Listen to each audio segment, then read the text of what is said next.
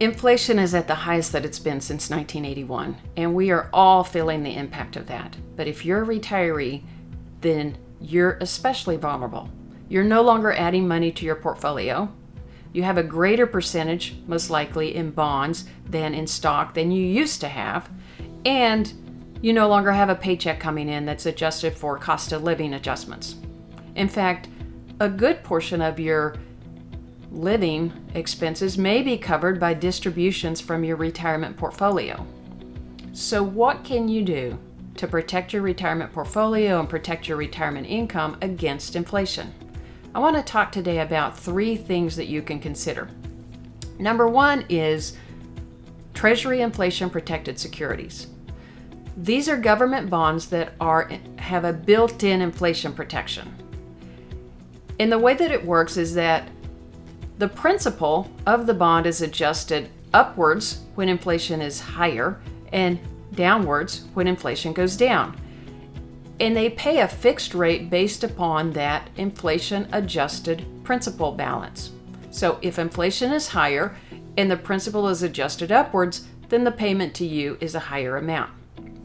Now, it's very important that you realize that these bonds are volatile. And so you want to purchase bonds that match your time horizon.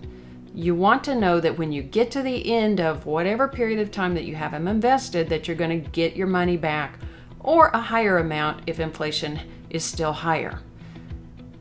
You don't want to have to cash in the interim when inflation is lower for a lower amount. So match those bonds to your time horizon.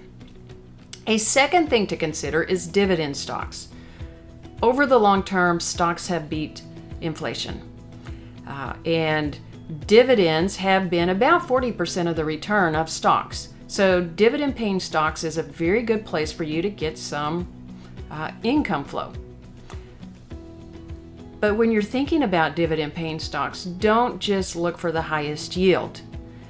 You want to look for companies that have a long history of paying consistent dividends and even increasing those dividends over time. And you also want to look at the company as they stand today. Are they still competitive, and are their financials still in a good position? Do they have good free cash flow, for example? And so you want to be very wise in those selections because this is your retirement portfolio. Now, the third thing I want to mention is your use of cash. It's important to have cash on hand for the next 1 to 2 years of expenses, but beyond that, you want to be putting your cash to work. You want that to be earning something to keep up with inflation or help you beat inflation. But you don't want it to earn nothing because that's just reducing the total value of your wealth over time.